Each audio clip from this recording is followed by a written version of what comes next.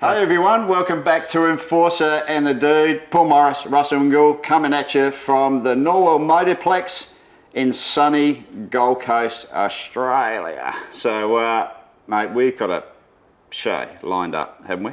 We always do, Russ. No, this is good. Is it? This is one, yeah. Okay. Well, we've been working on this in the background a little bit.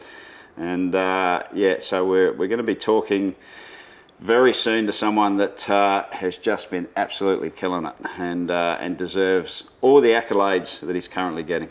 For sure. So we're going to be talking to him, and we're not going to mess around. We're going to jump straight into it. Who do you reckon it is? Who would you like to talk to out of anyone in the world? I can't tell you who it is, but his initials are Scott McLaughlin. Oh, okay, right. Good initial. Scotty Mac. Hey, dude. G'day guys, how are we? Welcome. Hey, really appreciate you coming on the show, mate. It's it's like I said at the beginning. You know, we wanted to get you on and talk about everything. You know, I mean, there's so much, and we haven't had a chance to do this, and it's been what a journey, man. Can you believe it? Do you pinch yourself? Yeah, it's crazy. Firstly, thanks for having me. But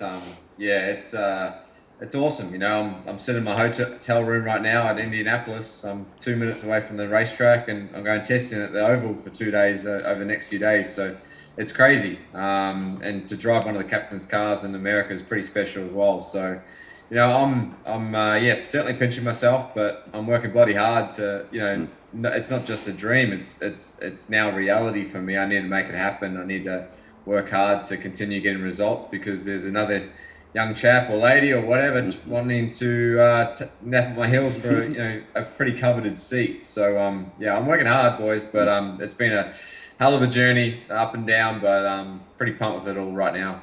I mean, let's look in the revision mirror. Like, you know, 2012, you win the Dunlop Series, get a late call up by GRM with your mate Alex Premer, got a big crook over that weekend. You jump in the GRM car, put in an outstanding effort. That led into the full-time drive with GRM in supercars. Like 3 championships later, a Bathurst win, Barry Sheen medal. Like 3 times Barry Sheen medal.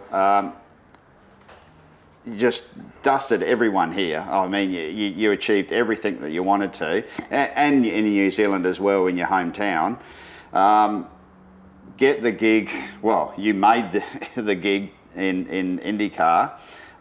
You get married as well along the way to your lovely wife Carly. So this has all happened in just over 9 years. Can you believe it? Like, I mean, it's just wham, like there it is.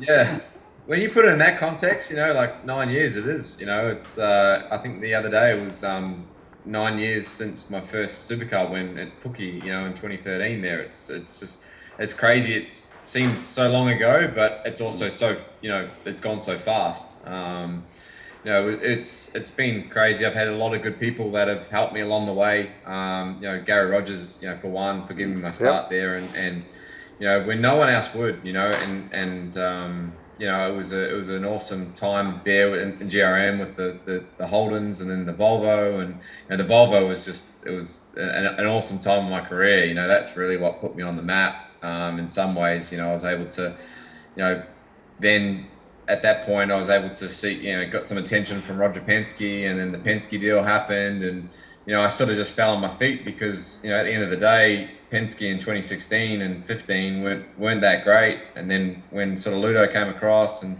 got some pieces rolling, and I thought that they're in a really good spot there with engineering and stuff, we were able to just basically hit the ground running straight away. And, you know, as a driver, you dream of that. You guys know, it's just, you can be as good a driver as you can be, but if you're not in the right equipment or at the right point at the right time, you know, sometimes people get left in the dark. And I'm just thankful that I was able to, you know, have good teams along the way that allow me to prove myself.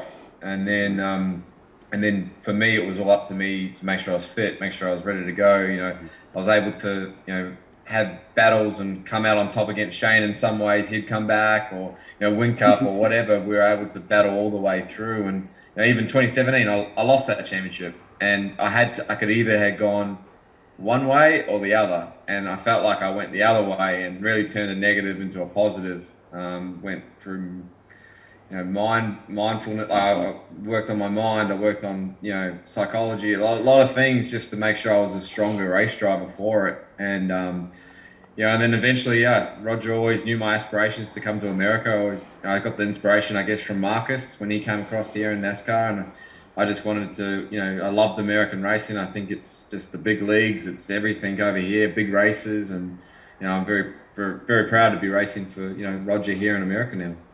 Yeah, cool, mate. One thing that I really love about racing in America is they let the drivers race. It's a different culture to what we have probably in Europe and Australia. And IndyCar is probably not as free as NASCAR, but how have you enjoyed that aspect of it without other people getting involved in the way you go about your racing? Have you enjoyed that part of it? Yeah, I think, I agree. I don't think IndyCar is as loose as NASCAR, but it's also it's probably the loosest open wheeler series in some ways, and what we're able to do on track and how aggressive we are. And that comes back to, like, if you're aggressive to this other guy, like he can screw you over as well. So, and I've learned that, and having to try and, build that momentum myself and get myself into that aggression level.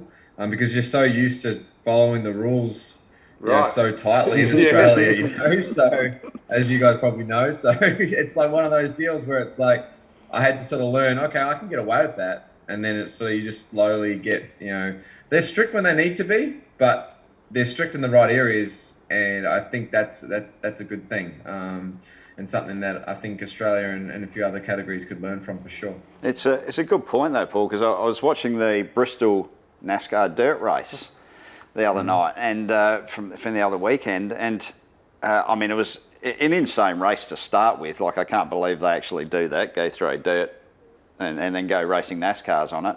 But it was that last lap, I think it was that Tyler Reddick and Chase Briscoe. Chase Briscoe, yeah. They were good with it, right? Oh, but afterwards, like this is what look. It seems to be one extreme or the other with America. They're either throwing helmets at each other on the track, or afterwards. I'm going, it's going to be on here between these two. I thought the same. I thought, here we go. I'm watching the monitor going, here we go, like she's on. And that Tyler Reddick actually blamed himself. He said, well, you know what? I shouldn't have let him catch me. I shouldn't have let him get on my tail. It was my fault. I nearly fell off my chair. I thought, would you ever hear that in Australia? Like, that you're actually blaming yourself. You were leading the race, and he got woofed off, But even Briscoe was, shook his hand, kept straight up, barreled up. I just think that mentality of racing is that what you're finding over there? Is just so much different. Yeah, for sure. I think one thing there, and here you got to think about. You actually got to defend. Not only, so you got to try and get away from the guy behind you instead of, being, trying to just defend, maybe block him or whatever. Here, he should have just rimrodded around the. He should have stayed behind, just let it rip, shouldn't he? Yeah, and just kept going and not let him touch him. That's the I problem. think Austin had the same thing. Cindric, last year at the Xfinity, he just lost it on the line because he sort of ran it tight, and Hemrick sort of bumped him and gave him the opportunity, but. I think there's one person in Australia though that I felt like I had that with, and that was Shane. If anything, so like we always had like some bump and grinds, and there was always it was hard but fair racing, and we always at the end of it we blew up and then got over it and had a beer later, or we said, geez, that was pretty sick, and it was fun. I enjoyed that. Him and Whincup. We used to have some pretty ding dong battles, and it does remind me a lot of what it is like here for sure. I think the point to that too is you can lean on a guy and move him around a bit if the guy's good enough not to spin out. And the battles we saw with you and Shane, aggressive. Swap a bit of paint, but the guy you're battling with, he's not going to spin out. Yeah, he's got enough car control to know what's happening. And with Shane, I don't know if you watched that race at Simmons Plains. You probably did, where he's bump draft and moving guys around, and that he knew that he could do that to Cam Waters, and Cam Waters wouldn't turn himself around. And a couple of guys tried to do it mid-pack and just ended up crashing. So I think also the fact that I think Shane just outsmarted them a little bit, you know, at the end of the day. Like, I thought Shane's move was legit. Like, that was like a perfect move. You need to learn how to block that, you know, and don't give him the opportunity to do that. And yeah, it's as much as as you guys know, as you lead a race, it's more, you almost got to think more about, you know, yeah, you got to hit your marks, do your thing, but you got to figure out where your positioning is so you don't give the other guy an opportunity. Is that, has it been a fairly steep learning process? Because it's hard to believe, like, you know, you're only just into IndyCar, is learning your opposition, because you knew your opposition here, because you even through the development series or the Dunlop series, you were watching the main game, so you knew the competitors before you even got there. How are you going, you know, learning about all the drivers, their weaknesses, strengths, who's aggressive, who isn't, who you trust and who you can't? Yeah, that's been a whole thing as well, especially on the ovals, learning who to run with and who not to. And normally it's the sort of the lower experience you sort of try, and especially on a couple of days at Indy that we have now, we want to look after our car because this is our 500 car. So we sort of, you know, you got to figure out where you're running and who you're running with in traffic, just in case there's a shunt or whatever. But yeah, that was a little bit to get used to. You know, you got people like Takuma Sato, who's really, really aggressive. Yeah, he is. Here and there. And then you've got someone that's maybe a little bit chilled out, where, you know, or thinks about it more, is aggressive, like a Scott Dixon, very aggressive, but like thinks about it, probably doesn't do a stupid move. So you can sort of still wants to go home on Sunday night. Yeah. So it's you know, but that's been fun. I've enjoyed it. And then this year there's been a few rookies that have come up as well, and you know, they're a couple of loose cannons, so you sort of you got to try and figure it out, or at least have a chat and go, hey, relax a little bit on the oval or whatever. And it's been fun to, you know, learn all that sort of stuff. Tell me, what one of the questions that's been in my head for ever since you got over there and hit the ground running in your rookie season is I look at tin top drivers or someone that's grown up around having a roof over their head, going to open wheelers, really struggle. It's a lot less of a struggle coming the other way. A good open wheel racer will usually get their head around a touring car eventually and go okay, no problems at all, be competitive. So what's blown me out is that you've got the knack of, I mean, I know you did Formula Ford and a bit of open wheel racing, but more saloon car. Getting your head around, you know, one of the most competitive categories in the world, you know, and you can almost say up to a point it's different than F1, but it's just as competitive, if not more. How did you cars are the same. Like, yeah, the cars are the same. You can't get a car advantage, can you? No, not at all. It's not like between a Mercedes to a Haas, you know. Yeah. But you've got your head around it, you know. Where did it come from? You know, where did it just, you know? How did you get the groove? Oh man, it's worked hard on it. I've had to really had to let go of the supercar driving in terms of, you know, driving in on the brake and, you know, really trying to keep that front nose down, where here it's just sail the thing off, take the brake off and trust the aerodynamics and feed a whole heap of wheel lock in. You know, I've also had to sort of find exactly sort of where I wanted to be car setup wise. And I felt like I sort of clicked with that a little bit. You know, for instance, you know, different steering ratios, you know, how much I wanted to actually turn the wheel. You know, I didn't initially. I had a ratio that, you know, I'd turn the wheel a chunk and I didn't like it. Whereas supercar, if you think about it, you don't really turn the wheel in the supercar that much. So trying to, you know, I sort of got a faster rack and sort of, you know, was able to, you know, have a feel of that and it felt good. You know, I think it's just been time, and once it all sort of clicked, it's basically just trusting your ability and leaning on the teammates. You know, I knew that if I could at least get to within Joseph and Will and pace wise, I'm going to be there or thereabouts, because those guys are always there, you know, and we've got good cars, we're there or thereabouts. So it was just honing in on some skills that they had, and I had their data to look at and basically replicate and then try and add something in my own flair to it. And, you know, I felt like, you know, start of this year, I felt really strong heading into St. Pete, and it certainly turned that way. One question I always wanted to know, will we ever see you in a cup car on a road course? Is that something I would love to see? Yeah. That would... Yeah, I mean, I'd love to, dude. The hard thing for me right now, surprisingly, is now I'm Chevy, and Yeah. the team's Ford. Yeah, so, okay, I got you. That's like a little bit of a hard thing to Yeah. sell, especially to Roger and TC. But yeah, look, it's not with a lack of trying. I certainly would love to, have a go there one day. Especially the new cars. I think the next gen cars. Yeah, like I just looked at that. When I first thought you were going over, I thought that was the plan. I said, oh, next gen's coming, and Roger's going to get ready for next gen. Scotty's going to know about that's going to fall on his lap, and you're popping the Indy Car, and I go, well, I never saw that one No, coming. same. yeah. Hey, with that, It's a little different, but I those next gen cars are very similar to the supercar. I haven't seen a Gen 3 car, obviously, but the independent rear suspension. Oh, there's a lot of similarities there. The basically the same. Yeah, so I mean, yeah, I'd love to have a go. So you haven't been secretly testing or? Nah. No. Just doing my thing. I think I'm a bit worried about like some bad habits I've picked up in the IndyCar now. Oh, really? I signed off all my supercar ones. If I jump back on a tin top, it would be a little bit weird. because it'd be pretty similar too. They look pretty similar, aren't they? Oh, mate, I'd just. Like in hindsight, you would have just grabbed them and raced them here. I keep turning on every Yeah. NASCAR road course thinking someone's going to get injured and Scotty's going to get the call up or something. I'm right here. I'll do whatever I need to do. Hey, I mean, you're just about to test at Indy tomorrow. What's it like? I mean, how is it spooky? Is it like? Yeah. Yeah.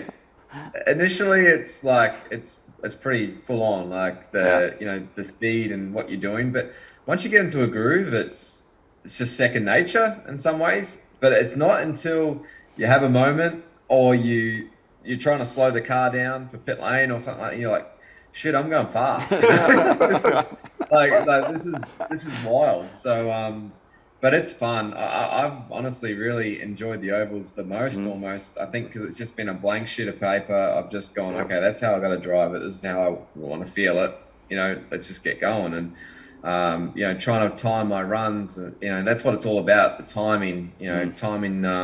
Where you catch people. You don't want to catch them too close to the middle of the corner. You almost set your run up from, say, we're passing into turn one. Normally, that's where it happens. You set your run up in the middle of the back chute, just trying to get closer and not too close so you can hold it flat through turn four, and the dirty air is a big thing. But it's fun. There's nothing like it. Like, I can't wait for the 500 this year because it's going to be full. And, even last year it was like a quarter full or half full, and it was amazing. Like one of the best atmospheres I've ever been a part of. Well, that's one of the things that's blown my mind is you took the ovals, which you've never done before, so quickly. You actually were better on the ovals than road courses, and I thought, how did that happen? Like, because I thought it'd be the other way around. I thought you'd struggle a bit on the ovals. You got no muscle memory. But you struggled, yeah. I think that's I didn't have any bad habits. Yeah. Like I drove the car how it needed to be driven, Yeah. and I hadn't felt what an oval was like. And then when I got to the road course, like that's where my bad habits come in and my braking habits and a few things. And to be honest, and now I left foot brake.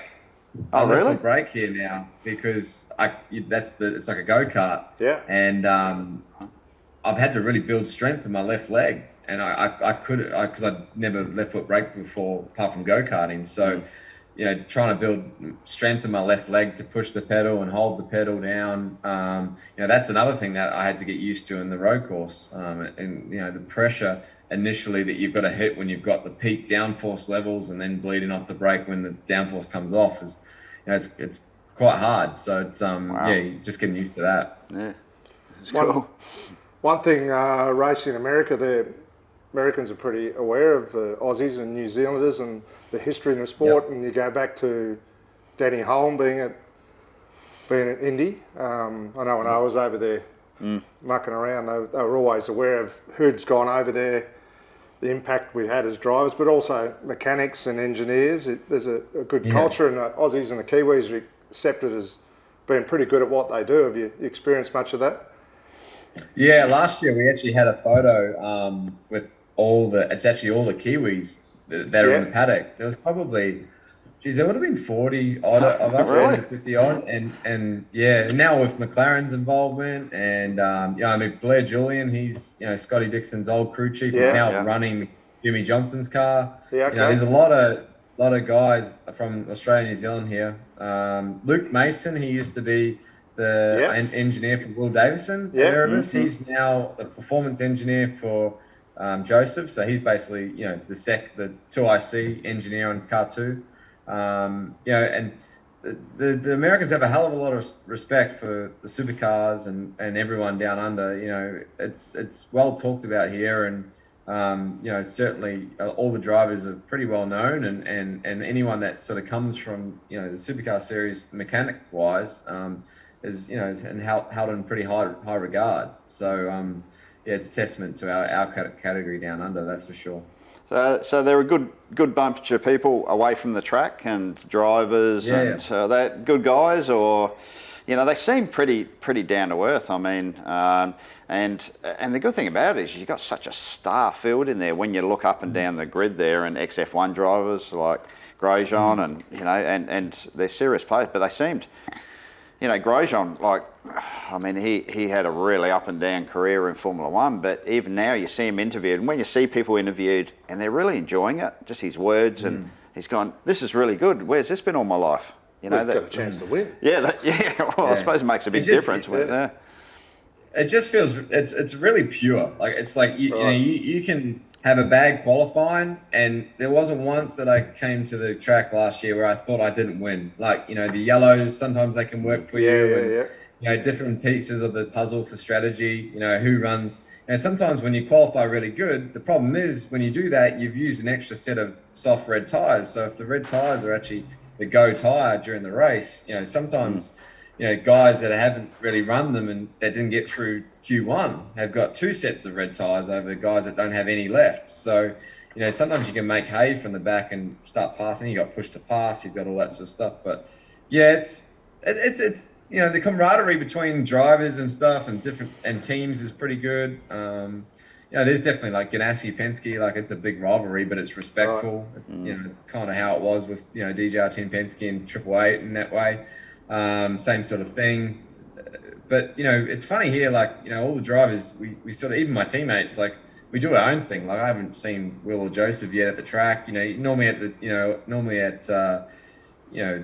supercars, you share a rental car with your teammate, and you go to and from the tracks, and you stay in the same house at Bathurst. You know what I mean? You do all the different pieces. Budget teams.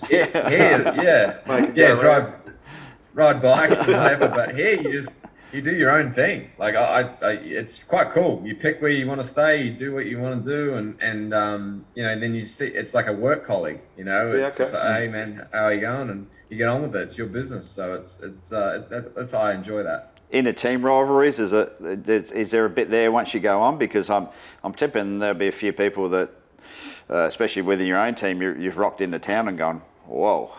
This kid's actually pretty good. I think everyone's enjoying how I'm pushing them a little bit more this year. Joseph and Will are taking that on, and we all say we love beating each other, but at the end of the day, it's just we're pushing each other, and the team has won every race this year, which is awesome. That's a good stat for everyone. So, but it's it's definitely there's a rivalry there. There's a competitiveness, but it's healthy. But certainly, I think now we all know that what we're capable of. Will's won Indy 500s and championships. Joseph's won 2 championships. I've won 3 supercars, and now an IndyCar race. We all know on the day, if we're good, our car's good, we're going to be there or thereabouts. So we don't really worry about each other too much. We just try and make sure that we get our car's right, and then it's just whoever does the best job in the day. And when you do beat them, though, it's a good feeling. That St. Pete was cool. I got pole. I beat Will to pole. Won the race after sort of being put in the back, and there was bits and pieces of strategy going on. It's a good feeling. Got to beat your teammate, eh? Well, for sure, mate. Yeah. That's why he's there. I'm sure he's made him work a bit harder once he arrived. Well, it does, you're right. Maybe get Will on and ask him. It pushes everyone forward, though, so everyone gets a ride out of it. Yeah. No matter what. And what about America, Scott? Away from the racetrack and just America in total, going from, I'm tipping it's a fair bit different around the place. You enjoying that aspect of it? Just day-to-day living and, getting out and doing stuff? Yeah, it's I miss home a lot. I miss family and friends and whatever. I haven't seen many people for a long time, but hoping to get back. Obviously, later in the year. But yeah, it's awesome. Like it's like the sport on every night. I'm a big sport nut. Love the basketball, the football's been on. Like football Sundays over here is ridiculous. Like it's a culture. It's everyone goes around, has a barbecue. College football's huge here. College sports are huge. It's for me being a sport nut, it's awesome in that department. I came over at a pretty crazy time. It was peak COVID. I think we had like 500,000 cases a day. Wow. The elections were going on, and that was all a full-on thing as well. It was pretty wild, but now it's sort of settled into a groove. It's certainly full-on back to normal. It's very cool.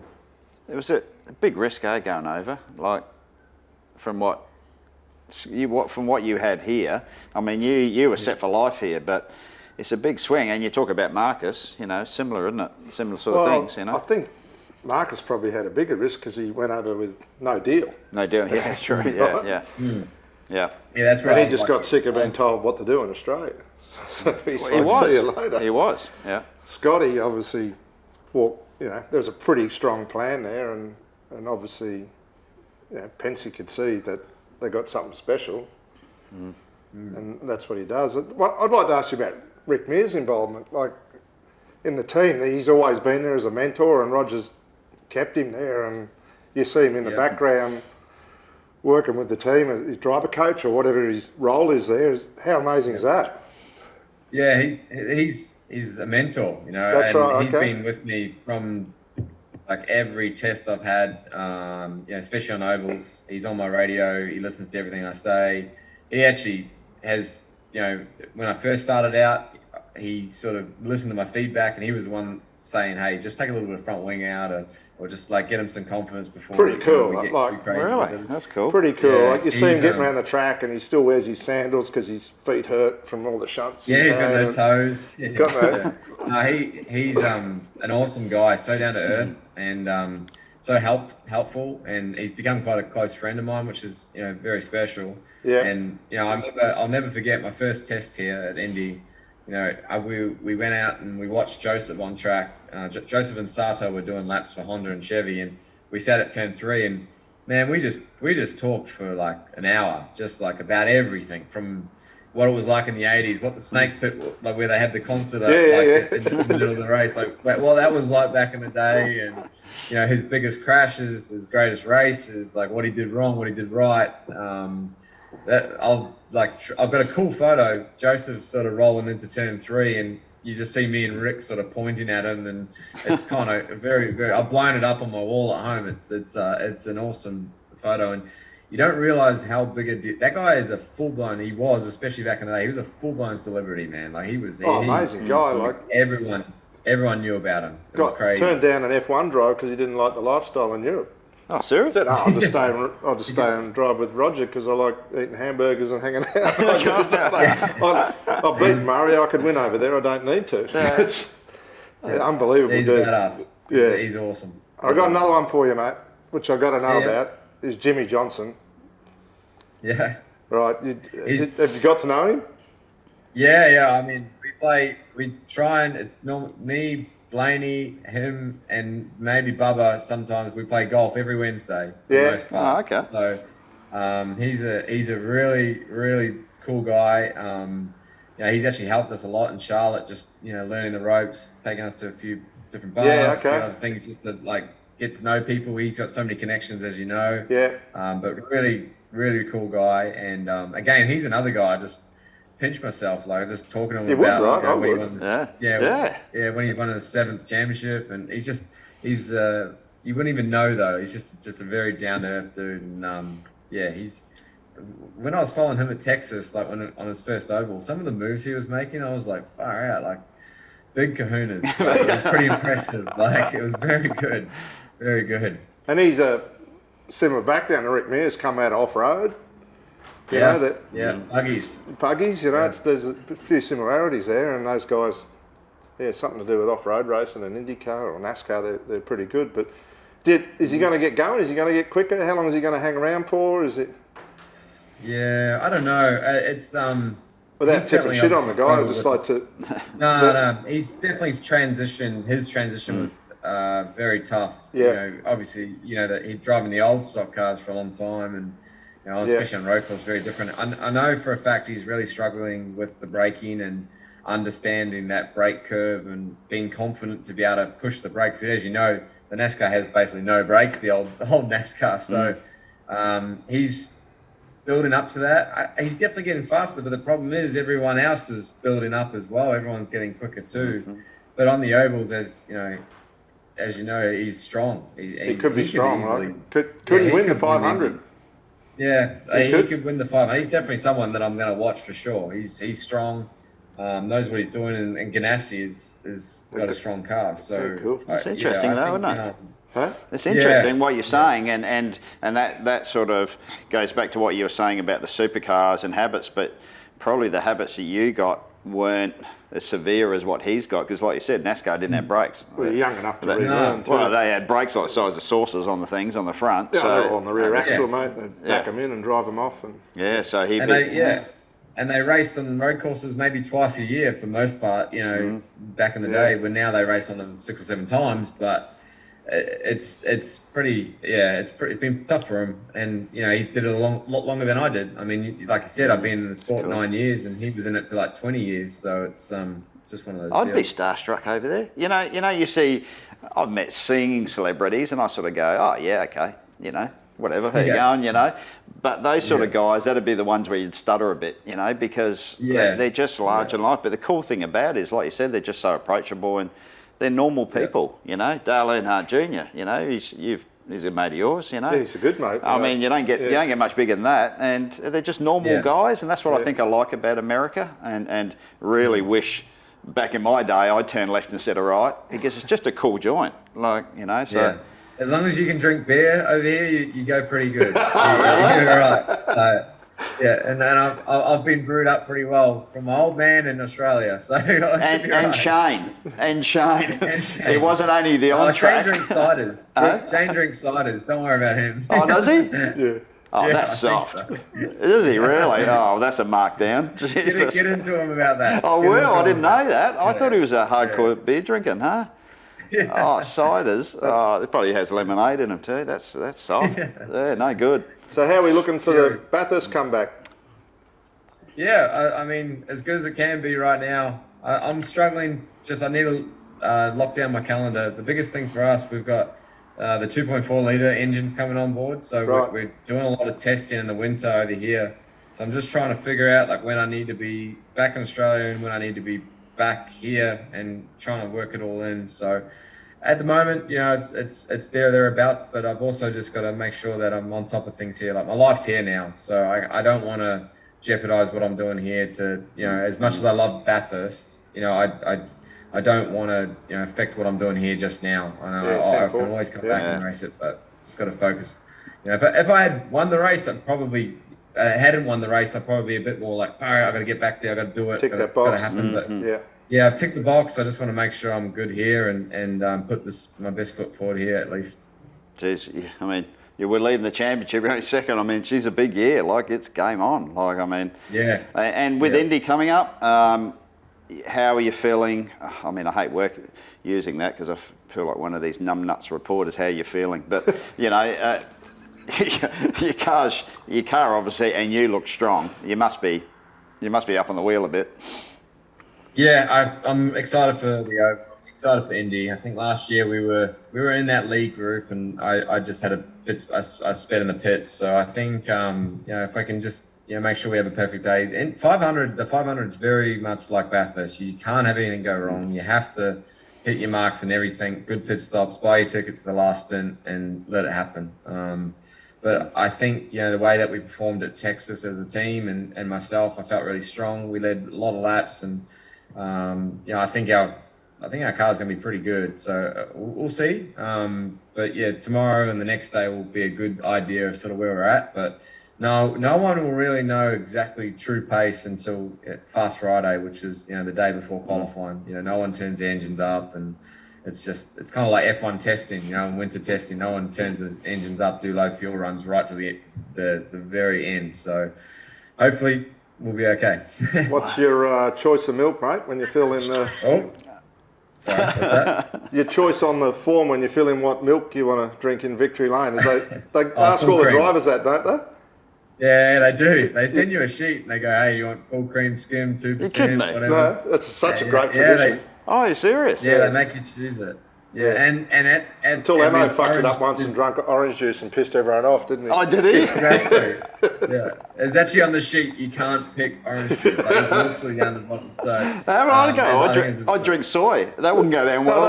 They get it for you. Oh, serious? They've got it all there, no matter who wins, so you get your choice. Really? Yeah, you can have almond milk, oat milk. You can have Chocolate milk. cream, 2%, whatever. No way. So, That's gold. I go the full cream. Full cream. Yeah, you'd have to, wouldn't you? Full cream, mate. So when you fill that form out, can you put that up on social media so we can all see, mate? That'd be cool. Yeah. A little bit of insight to what's going on. That's not a bad idea. Yeah, it'd be really Something good. that people haven't seen before. For Just sure. different things that we haven't seen before would be pretty good to follow. Yeah. Who would ever known that? Well, you don't, unless you're right into it like yeah. we are, but I was like, I wonder what he picked to drink, you know? Man. I think Alio put like strawberry flavour in his last year and it turned it pink like his car. He seems like a cool dude. Yeah, he's cool. Yeah, he's another guy. Like I was pretty starstruck meeting him for the first time for sure. Like, and he raced, you know, supercars against you guys back in the day in the Gold Coast 600 thing. But yeah, very very cool guy, full of life. If there was anyone like to sell IndyCar and sell motorsport here in America, like that's the guy. So energetic, so like just sells a good story, you know, and yeah, he's a great guy, but it's so good around here. Like even following him in traffic and stuff, and where he's so smart and where he positions his car to affect you. You know, if he's leading, like where he positions it to affect your dirty air and Is that right? take your wing from underneath you. It's all part of that. And following a guy like that is a big deal. Yeah, and they're just smart though, aren't they? They're good racers, smart, but they're, like you said, the personality. That's what sells the sport. That's what makes it. You know, that's what attracts you to a sport is, you know, not only the racing, but the people involved. And that's what I like about IndyCar and NASCAR, you know, is that such good personalities up and down, you know, and so important for a category. Yeah, you have like you look at NASCAR and Kyle Busch does an awesome job at being the villain. Someone's being the villain, and he does an amazing job and just lives with it. And I think it's awesome. Oh, they booed the shit out of him at Bristol, and it was great. And he's just giving it back. Like, He's like, I haven't even done anything this time. Like, and he's like, I'm getting my check, I don't care, and whatever. So, I reckon that's gold. Like, so it's good. pretty awesome for sure. Mate, no, look, we better let you get about it. We could talk all night, but shit, seriously, really appreciate your time. Be more than generous, and hey, all the best, for Indy. Like, I know she's a big one. I know it'll mean a lot to you, but bloody awesome, dude. So yes, it's good to catch up and get an insight and some stuff I didn't know, you know. So You didn't even know about the milk. I didn't know about the milk. We do now. Make sure you post that. Cream. That'll be cool. I'll make sure there's Post the soil sheet there up. for you, Russ. Yeah. No, I really appreciate it, dude. Yeah, that's good. Yeah, thanks for having me, guys, and we'll hopefully do this another time sometime soon. That'd be awesome, mate. Yeah, Thank you. that'd be really good. Yeah. Thanks, dude. All right, guys. See you See ya. soon. See you later. See you, buddy. Bye. How good's that? Awesome, mate. Oh, mate, it's so good. Like, I just... We got some good stuff then, didn't we? Yeah, I mean, but that's what I like, and we said that from the first show. We're gonna be speaking to cool people, smart people, you know, and that have done or achieving things, and see background stuff, you know. It's but Scotty, mate, he's killing, and it's always an unfortunate thing, I think, dude, when drivers from here go overseas. After a period, they start sort of, you know, the media doesn't follow them, and they put up their final results, but they sort of get lost in the wash a little bit, Right. and they shouldn't. They shouldn't, no. They shouldn't be pumping their tyres up to the max because, you know, that's your goal. You know, that's a goal for a lot of the young drivers too. Man, you know, don't think what you can achieve in your own backyard. Think what you can achieve worldwide. And Scotty's a testament to that. Oh, it's obviously, you know, Roger Penske saw something special there. He's got that little bit extra, hasn't he? Everything he's ever done along the way, and then to convert that to what he's done, there's some special sauce there somewhere. Yeah. Just it's amazing. No, we're going to have to do a bit more of that, and of course we'll keep everyone up to the date. budget would be big enough for us to actually go over there? Jesus, I don't We'd know. like to top it up a bit ourselves, but it'd be worth going. It'd be good going to a race. We should.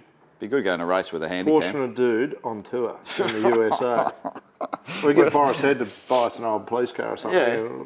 Yeah, a bit like the Blues Brothers, should do that. the Enforcer Brothers. It'd be good. Well, we should. It'd be good. As I remember when after the Texas supercar race, we stayed on, and Marcus was racing at Charlotte that weekend, and he invited us up, and that's where I really got my taste of American racing. And he's got us all the right passes, and saw him in his motorhome, and then he said, "Oh, sit up in the box, the box that the engineers and that sit on." The war wagon? Yeah, sit up there, and we're sitting up there, and I'm going, how good's this? Watching the tyre changes and that, and his engineer was a great dude, and halfway through he turns back to me, he goes, "What do you reckon, Russ? Should we drop a couple of pounds out of the right rear?" I'm going, "Yeah, okay, yeah, why not? Yeah, do it. Yeah, I think I'll do that." But just like, this is in the middle of Charlotte, and Marcus was actually running the top down. I'm going, just cool people. I walked away from that, and I had Jules with me, and we go, that was probably one of the best things I've ever done. It is good, isn't it? Oh, right, mate, that's what we should do. Yeah, that's what we should do. Yeah, good. Yeah, do you remember we had the Porsche Taycan? We tested that, and that blew your mind, that thing, didn't it? I think we've still got whiplash. Yeah, I know. It was insane. Well, I wanted to, with all the fuel going up and prices skyrocketing, and EV sales have gone about 300% more just in Australia alone, let alone worldwide.